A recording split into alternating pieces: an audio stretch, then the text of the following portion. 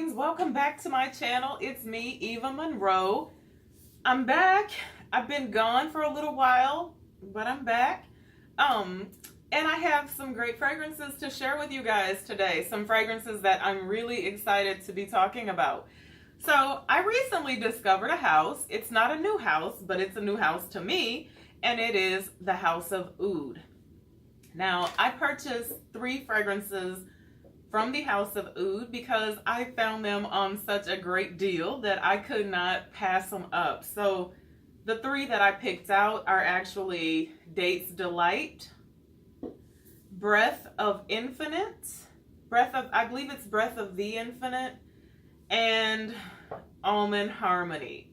Now, if we could just take a moment to talk about these gorgeous bottles. Like, have you ever seen anything so beautiful? Like, I think there's like a magnet in here that actually keeps this sitting in here because you can hold it like that.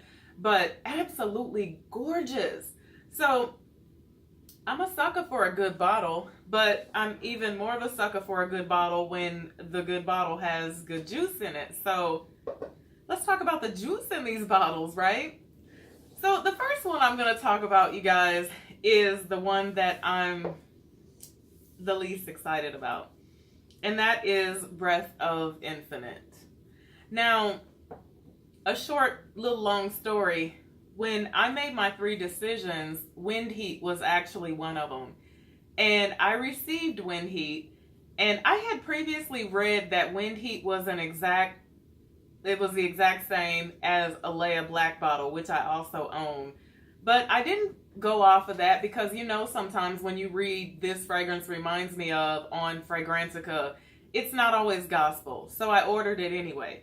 But when I got it, I realized that it smells exactly like a Leia Black bottle. And so I don't really like to make redundant purchases. So I actually ended up trading Wind Heat with someone for Breath of Infinite. Now, if I could be perfectly honest with you, this is my least favorite of the 3. And I'm going to tell you why. But first, I'll tell you the notes of this fragrance. So the notes of Breath of Infinite are peony and freesia, peach, musk, ambroxan, and cashmere. Now, I actually chose Breath of Infinite because of the peach note. Peach and freesia, usually when they're together, in my opinion, they make for a really nice, kind of clean, maybe a little bit sweet fragrance. So I was really making my decision based on that because I had never smelled it. And honestly, in this fragrance, peach is not the dominant note. In fact, peach is so well hidden in this fragrance, it's almost ridiculous. Like, I really just don't get peach in this fragrance. It's musky, very musky. It's actually classified as a floral woody musk. It's a unisex fragrance. I definitely could see someone wearing this fragrance spring, summer, fall. I don't think that it would perform well in extreme cold. But let me tell you why I'm not crazy about it. I'm not crazy about it because I don't really get the peach like I was expecting to. And the fragrance just reminds me of like that little lady in church every Sunday that like has that spot on pew number 2 that has this distinct smell about her. And it's not a bad smell, but it's an older lady smell. And so Breath of Infinite definitely goes very old lady-ish on me, but that's just my opinion. So I will probably end up swapping this for something that I will enjoy wearing a little bit more. I do not enjoy this. Sorry. Now let's talk about some good stuff. So Dates Delight. When I read the notes of Dates Delight, I knew that I would love Dates Delight. It had everything in it that I live for in a gourmand fragrance. So when I read the notes, I was actually expecting this to be like ooey gooey sweet dates on top of sugar, on top of honey, but it's really not that. The notes of this are peony and dates, coumarin, caramel, tonka, and cinnamon, honey, labdanum, benzoin, vanilla, and sugar. Now, I know it sounds like it would be like ooey gooey sweet, but in my opinion, it's not that dripping sweet fragrance. The two most dominant notes that I get, and the two that really shine through on my skin, are the honey and the dates.